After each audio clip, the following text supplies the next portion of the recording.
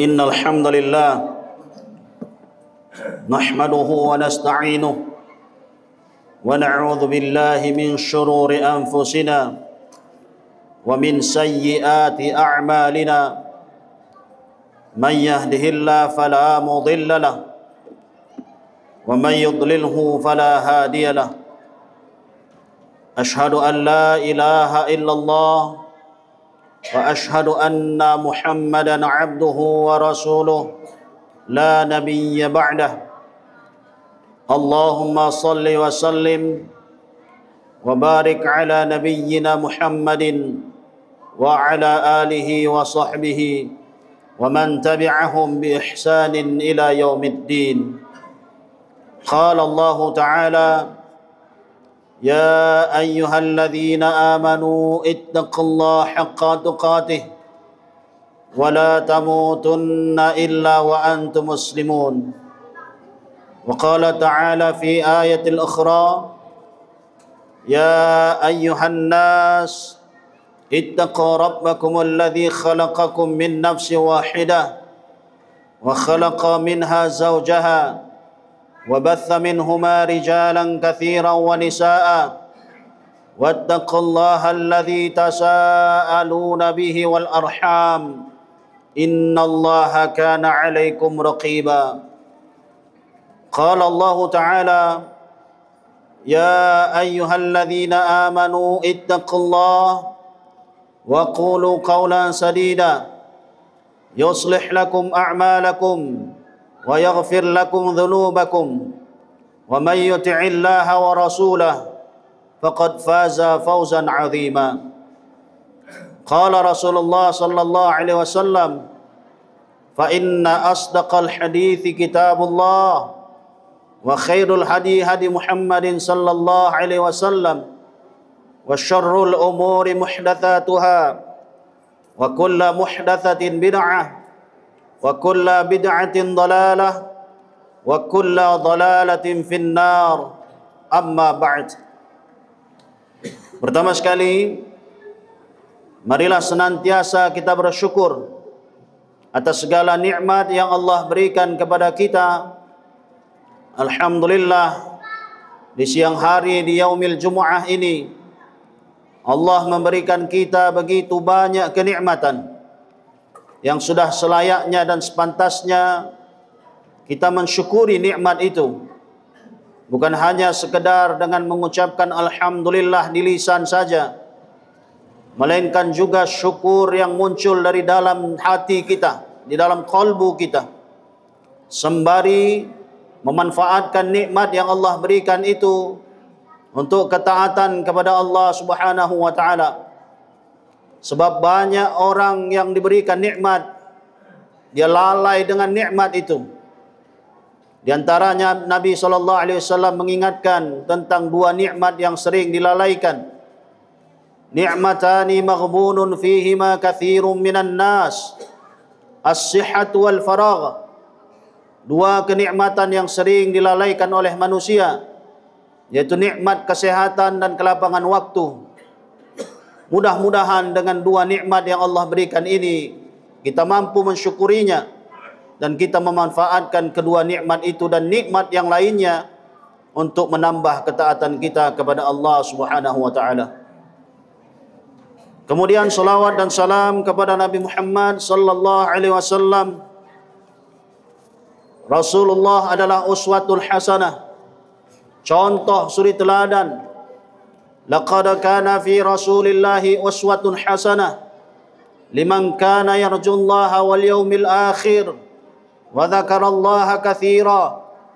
Sungguh Nabi Muhammad sallallahu alaihi wasallam adalah merupakan contoh suri teladan di mana Allah mengutus Nabi Muhammad sallallahu alaihi wasallam agar kita mampu menjalani kehidupan kita ini dengan jalan yang benar, sesuai dengan apa yang Allah perintahkan. Sehingga ketika ada orang yang mengambil jalan-jalan lain selain daripada jalan yang ditunjukkan oleh Nabi Muhammad SAW, maka tentulah dia tidak mendapatkan jalan yang lurus itu. Inilah makna la ilaha illallah Muhammadar Rasulullah. dan Allah memberikan apresiasi, bahkan mentaati Nabi. Allah sebutkan juga maknanya mentaati Allah. Wa may yuti'ir rasula faqad ata Allah. Barang siapa yang mentaati Nabi Muhammad sallallahu alaihi wasallam, maknanya dia mentaati Allah. Ini jelas maksudnya adalah bahwasannya apa yang disampaikan oleh Nabi sallallahu alaihi wasallam adalah merupakan perintah dan larangan dari Allah Subhanahu wa taala. Maka apa yang diperintahkan oleh Nabi, yang dicontohkan oleh Nabi, maka kita ikut, kita pegang erat. Wa ma atakumur rasulu fakhudhuh wa ma nahakum anhu fantahu. Apa saja yang dicontohkan oleh Nabi, yang datang kepada Nabi, fakhudhuhu, ambil dia. I'malu mastata'tum, manfaatkan, gunakan dia, kerjakan sekuat semampu kamu. Wa ma nahakum anhu fantahu, dan apa saja yang Nabi larang mestilah kita tinggalkan.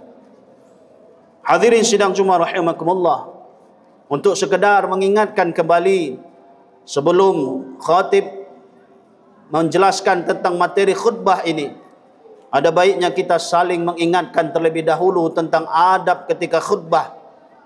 Dalam sebuah hadis yang diriwayatkan oleh Imam Muslim, Nabi SAW bersabda, "Man tawadda'a fa ahsana al-wudu', thumma atal jumu'ata fastama'a wa ansat, ghufira lahu ma bainahu wa bainal jumu'ati wa ziyadatu 3 ayyam, wa man massal hasa faqad lagha." Barang siapa yang berwudu dan dia memperbagus wudunya, kemudian dia mendatangi solat Jumat dan dia mendengarkan khutbah dan diam, maka akan diampuni dosa-dosanya antara Jumat dengan Jumat yang lainnya, ditambah dengan 3 hari. Dan barang siapa yang bermain kerikil, sungguh dia telah melakukan hal yang sia-sia. Hadis ini memberikan gambaran tentang 2 hal yang mesti kita tinggalkan ketika khutbah. Di antaranya berbicara ketika khatib sedang berkhutbah. Idza qulta li sahibika ansit faqad laghauta. Barang siapa yang berbicara ketika khutbah, ansit, kepada temannya mengatakan diam, maka dia telah melakukan hal yang sia-sia. Bukan bermaksud untuk dia yang berbicara, dia hanya ingin menegur, tapi dia mengeluarkan kalimat ansit, maka telah melakukan perbuatan sia-sia. Wa man massal hassa faqad lagha. Dan barang siapa yang bermain kerikil, dia pun telah berbuat sia-sia. Konteks hadis ini tentu ketika di zaman Nabi SAW, lantai masjid tidak seperti sekarang. Dia terdiri dari tanah yang kering, yang keras. Ada sahabat yang bermain-main kerikil. Maka Nabi memberikan gambaran tentang tidak bermanfaatnya apa yang dilakukan itu ketika khutbah. Mungkin sekarang ini konteks itu tidak relevan, tetapi penyebab ataupun hal yang berkaitan dengan sesuatu yang tidak bermanfaat ketika khutbah memang harus kita tinggalkan. Mungkin tidak bermain kerikil, tapi bermain handphone, tapi melakukan hal yang lainnya, maka itu semualah termasuk hal-hal yang sia-sia tadi. Hadirin sidang Jumat rahimakumullah, sebagai seorang muslim yang taat, marilah kita senantiasa juga memperbaharui dan memperkokoh ketakwaan kita kepada Allah Subhanahu wa taala. Ketakwaan kita kepada Allah adalah merupakan tonggak dan tiang utama dari keimanan kita, sebagai sebuah perisai yang akan melindungi kita dari godaan-godaan syaitan dan gejolak hawa nafsu kita. Dengan ketakwaan, maka kita akan mampu menjalankan amanah kepemimpinan yang telah Allah berikan kepada kita, khususnya amanah untuk menjaga kehormatan keluarga kita. Sebagaimana yang disebutkan dalam Al-Quran, ya ayyuhalladzina amanu qu anfusakum wa ahlikum nara wa quduhan nasu wal hijarah. Wahai orang-orang yang beriman, peliharalah dirimu dan keluargamu dari api neraka yang bahan bakarnya adalah manusia dan batu. Quran surah At-Tahrim ayat 6. Ayat ini menjelaskan kepada kita tentang seruan langsung dari Allah kepada para suami, kepada para ayah, agar mereka menjadi benteng terdepan dalam melindungi keluarga dari api neraka Jahannam. Tanggung jawab ini bukanlah beban yang ringan, melainkan sebuah amanah yang akan dimintai oleh Allah pertanggungjawabannya kepada kita nanti.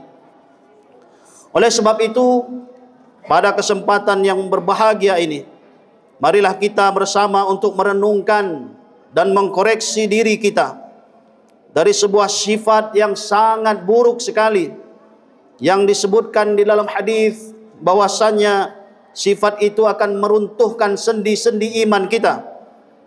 Termasuk dalam hal ini adalah yang berkaitan dengan keluarga, yaitu sifat ad-dayyuth. Dayyuth adalah ketika seseorang lelaki, baik itu suami maupun ayah, dia tidak memiliki rasa cemburu, tidak ada semangat terhadap kehormatan istri dan anak-anaknya, khususnya kepada anak perempuannya. Sifat ini muncul karena hilangnya rasa tanggung jawab dan lemahnya keimanannya di dalam hati seorang ayah atau seorang suami ini.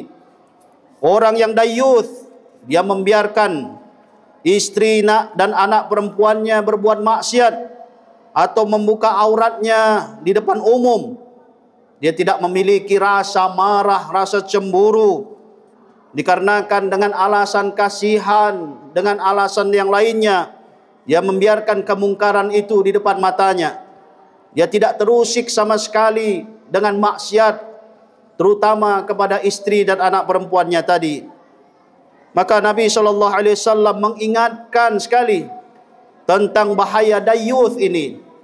Nabi SAW bersabda, "Thalathatun la yadkhulul jannah." Ada 3 golongan yang tidak akan masuk surga. Yang pertama Nabi sebut al-aq bil walidain, yaitu orang yang durhaka kepada kedua orang tuanya. Di dalam ayat Al-Quran Allah menegaskan kepada kita, "Wa qada rabbuka alla ta'budu illa iyyah wa bil walidaini ihsana imma yablughanna 'indaka al-kibara ahaduhuma aw kilahuma fala taqul lahumā uff wa la tanharhumā wa qul lahumā qawlan karīmā." Ayat ini menjelaskan tentang ketika seseorang di antara kamu memiliki kedua orang tuanya atau salah seorang dari kedua orang tuanya itu, dan kedua orang tuanya atau salah seorang dari kedua orang tuanya tadi dalam keadaan yang sudah uzur. Dalam keadaan itu jangan engkau mengatakan ah kepada mereka. Analoginya, ketika orang tua yang sudah uzur, mereka bahkan yang memerlukan kita dalam tanda kutip, mungkin mereka hidup dari apa yang kita berikan. Mungkin rumahnya pun di rumah kita. Mungkin makannya pun dari kita yang memberikan. Dalam keadaan seperti itu pun Allah menyebutkan jangan kau katakan ah kepada mereka. Mungkin mereka sudah tidak lagi sempurna akal fikirannya. Sebentar minta yang ini, sebentar minta yang itu. Mungkin bertolak belakang keinginannya dengan keinginannya di waktu yang akan datang. Dan sebab membuat anak menjadi bingung. Tapi dalam keadaan begitu pun anak jangan mengatakan ah kepada kedua orang tuanya. Dan Nabi mengingatkan la yadkhulul jannah, tidak masuk surga. Apatah lagi anak ini bahkan dia masih dalam perlindungan orang tuanya, masih hidup dari nafkah orang tuanya. Cobalah kita fikirkan, sedangkan kita yang memberikan makan kepada orang tua pun jangan mengatakan ah, apalagi kita yang meminta kepada orang tua. Kemudian yang kedua, Nabi Muhammad sallallahu alaihi wasallam mengatakan al-mutarajjilat, an-nisa, perempuan yang bertingkah seperti laki-laki, dari sikapnya, pakaiannya, tingkah lakunya. Begitu juga sebaliknya, perempuan menyerupai laki-laki, laki-laki menyerupai perempuan. Di zaman sekarang ini nampak seperti sederhananya, nampak seperti mudahnya melihat perempuan menyerupai laki-laki, laki-laki menyerupai perempuan. Di tontonan YouTube, Instagram dan yang lainnya kita melihat tontonan-tontonan itu. Banyak laki-laki berpakaian seperti perempuan, perempuan seperti laki-laki, dengan alasan bersenda gurau hanya untuk mencari tontonan saja. Padahal itu termasuk perkara yang sangat besar dosanya di dalam agama kita ini. Yang terakhir kata Nabi sallallahu alaihi wasallam, ad-dayyuth. Inilah yang kita jelaskan di dalam khutbah ini, yaitu laki-laki yang membiarkan istri dan anak-anaknya tidak di dalam lindungan Allah. Mereka suaminya membiarkan istri dan anak-anaknya berbuat maksiat. Hadirin sidang Jumat rahimakumullah. Sifat dayuth dapat termanifestasi dalam berbagai bentuk di era modern ini. Seorang suami membiarkan istrinya berpakaian tidak syar'i, tidak menutup aurat, bangga dengan kecantikan istrinya sehingga diumbar-umbar di depan umum. Kemudian dia tidak sama sekali memiliki cemburu kepada istri dan anak perempuannya. Padahal kita yakin betul, ketika kita menjadi seorang suami, ada tanggung jawab besar yang Allah berikan kepada kita. Dalam hadis Nabi sallallahu alaihi wasallam menyebutkan kullukum ra'in wa kullukum mas'ulun an ra'iyatih. Setiap kamu adalah seorang pemimpin, pasti akan ditanya tentang kepemimpinannya. Seorang suami adalah pemimpin bagi keluarga, maka pasti juga dia akan ditanya tentang kepemimpinan sebagai seorang suami nanti di akhirat. Oleh sebab itu, hadirin sidang Jumat rahimakumullah, marilah kita menjaga istri anak-anak kita agar mereka tidak melakukan perbuatan-perbuatan maksiat. Karena ketika kita melihat di zaman sekarang ini, di media sosial, istri-istri dari seorang muslim, anak-anak perempuan dari seorang muslim, mereka berbangga ria mempertontonkan yang berkaitan dengan aurat mereka di media sosial dengan alasan agar dapat tontonan yang banyak. Kemudian mereka pun mendapatkan mungkin materi yang sebenarnya tidak banyak, tapi rela mereka korbankan harkat marwah mereka sebagai seorang muslimah. Lantas di mana suaminya? Mudah-mudahan tidaklah ada di antara kita yang memiliki istri dan anak-anak perempuan yang kita biarkan mereka membuka auratnya di depan umum. Oleh sebab itu, sebagai seorang suami, yang pertama tentulah harus menambah ketakwaan kita kepada Allah Subhanahu wa taala. Takutlah kita kepada Allah. Nanti pasti kita akan ditanya tentang perihal kita sebagai seorang suami. Hal itu pasti akan terjadi. Kematian itu pasti akan datang. Maka persiapkanlah diri kita, apakah sudah kita menjalankan amanah ini sebagai seorang suami. Yang kedua, tentu saja menambah ilmu, terutama ilmu agama, sehingga kita tahu membedakan mana yang hak, mana yang batil. Bagaimana mungkin seseorang bisa membedakan yang benar dengan yang salah kalau dia sendiri pun tidak memiliki ilmu sama sekali? Maka inilah kedua hal yang perlu kita tanamkan di dalam jiwa kita. Dan yang terakhir tentu saja, hendaklah kita menjadi teladan bagi anak-anak dan istri kita. Mudah-mudahan apa yang disampaikan dalam khutbah yang singkat ini menjadi iktibar bagi kita, agar kita menjadi suami-suami dan ayah yang dapat bertanggung jawab kepada keluarga kita. Aqulu qawli hadha fa'tabiru ya ulil absar la'allakum turhamun.